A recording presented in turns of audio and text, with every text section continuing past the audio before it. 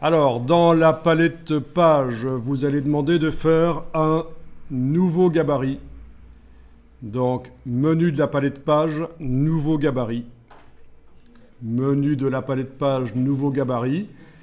Ce nouveau gabarit va porter le numéro B et il va être créé, il faut l'indiquer ici, d'après le gabarit A. Donc, ça va être l'enfant du gabarit A. OK. Donc, vous le voyez, le gabarit B. D'ailleurs, la numérotation dans le gabarit B porte le numéro B. Voilà.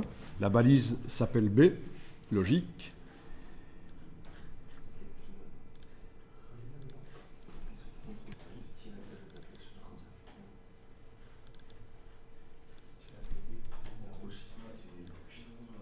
En ce qui concerne son nom, je vais peut-être aller modifier son nom en sélectionnant le gabarit et retourner dans le menu, cette fois-ci jusque option de gabarit pour B gabarit. Et le nom, à la place de gabarit, je vais lui dire que c'est sans filet. Voilà, OK. Il s'appelle sans filet. Et dans ce gabarit B, logiquement, maintenant, je vais supprimer le filet.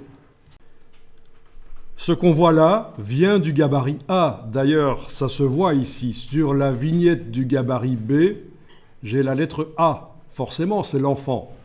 Le B est l'enfant du A. Il reçoit tout ce qui est dans le A. Pour pouvoir supprimer une des choses, il faut que je déverrouille. Parce que tout ce qui vient du gabarit A est verrouillé. Et déverrouiller, c'est sur PC, touche CTRL, SHIFT et cliquer. Et je vais ici sur le Mac faire commande SHIFT et cliquer sur le filet là au-dessus. Et il ne veut pas fonctionner. Pourquoi? Si on avait le temps, je vous laisserais chercher, mais dans la palette des calques, c'est parce que le calque qui contient le filet est verrouillé. Voilà, donc je déverrouille le calque, numérotation et filet. Donc c'est CTRL SHIFT clic, commande SHIFT clic sur le Mac, je touche suppression et voilà, le gabarit B n'a pas de filet.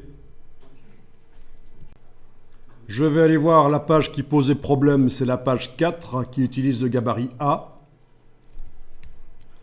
Et je vais déplacer la vignette du gabarit B en cliquant simplement comme ça une fois sur elle. Je vais la prendre et la déplacer sur la vignette de gabarit 4.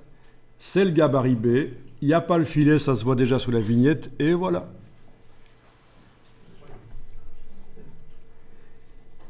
Et si je vais dans le gabarit A, modifier la position du numéro, je la mets en bas à droite par exemple, mais ça se modifie sur les pages qui utilisent le gabarit A, évidemment, mais aussi sur la page qui utilise le gabarit B, puisque dans le gabarit B, le numéro, je ne l'ai pas modifié, je ne l'ai pas déverrouillé. Vous voyez la logique? Alors, je recommence l'opération pour ceux qui auraient loupé. Et je vais le faire pour faire un gabarit qui, lui, n'a pas la numérotation. Nouveau gabarit. Ici, je peux déjà indiquer que c'est sans numérotation. Voilà. Il est créé d'après le gabarit A. C'est le parent. OK. Là-dedans, je déverrouille. CTRL-SHIFT-clic sur le PC, commande-SHIFT-clic sur le Mac, touche suppression. Et voilà, j'ai un gabarit où quand je l'applique, ce n'est que le filet. Et bien sûr, je peux aussi faire un gabarit qui n'a rien. Nouveau gabarit. Ça va être sans numérotation et sans filet. Et donc, il est créé d'après le gabarit A. OK. Et lui, je déverrouille le filet, je le supprime, je déverrouille la numérotation, je supprime. À quoi ça sert? Eh bien, je vais pouvoir avec ça, sur certaines pages, appliquer quelque chose qui serait dans le gabarit A, mais qui n'est ni un filet, ni la numérotation.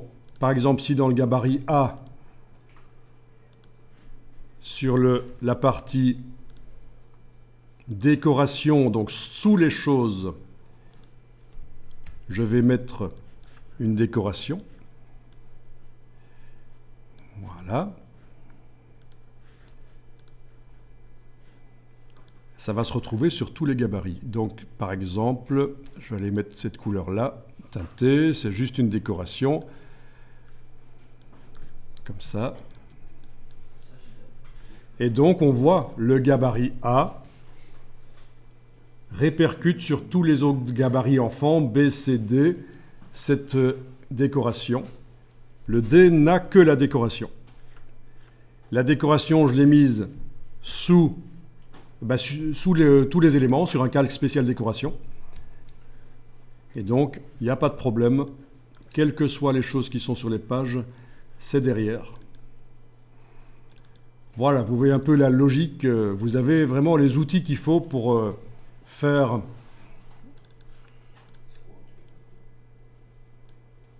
des mises en page. Donc, petit détail que je vous montre, vous n'êtes pas obligé de le faire. Je suis dans le gabarit A. Je vais créer, dans la palette des calques, un calque spécial que je vais appeler fond gris. Dans ce calque fond gris, qui est en dessous de tout, je vais tracer un rectangle, même en débordant au-delà des pages, un rectangle qui va avoir une couleur, il était là en bas,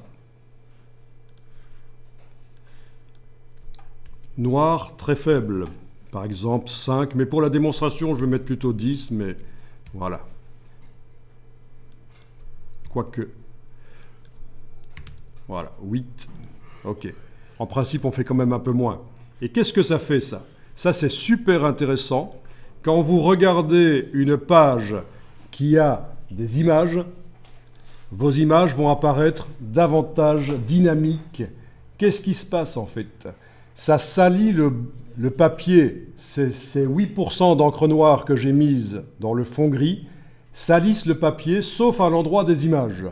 Et donc, les gens qui tiennent le papier en main, la publication, pour eux, le blanc du papier, c'est ce qu'ils voient. Ils considèrent que le blanc du papier, c'est ça. Et il y a quelque chose qui est bizarre à ce moment-là, c'est que dans les images, le vrai blanc du papier apparaît, et ça donne l'impression que les images sont lumineuses, dynamiques. Ça, c'est quelque chose qui est très souvent utilisé dans les catalogues, dans les portfolios aussi, portfolios de travaux, sites web aussi, font légèrement salis et les images ont l'air de popper, de sortir, surtout si elles ont du blanc. Voilà, et c'est super simple à faire, il faut juste y penser. Je vous montre juste avec et sans. Si j'enlève dans la palette des calques l'œil en face du fond gris, vous voyez sans et vous voyez avec. Donc les images ne se modifient pas, les blancs des images sont plus lumineux, ça se voit surtout sur celle-ci, où on a, voilà. Et évidemment, je l'ai fait un peu trop fort. En réalité, il faudrait quand même y aller mollo. Ceci dit, dans des catalogues de photographes, du fond gris vraiment visible, où ça se voit que c'est un fond gris léger, ça se fait. En plus, ça fait référence aux photographes, tout ce qui est gris. Voilà. Peut-être que juste 4% de noir, ça suffit pour amener ce côté intéressant. Sauvegarder le document.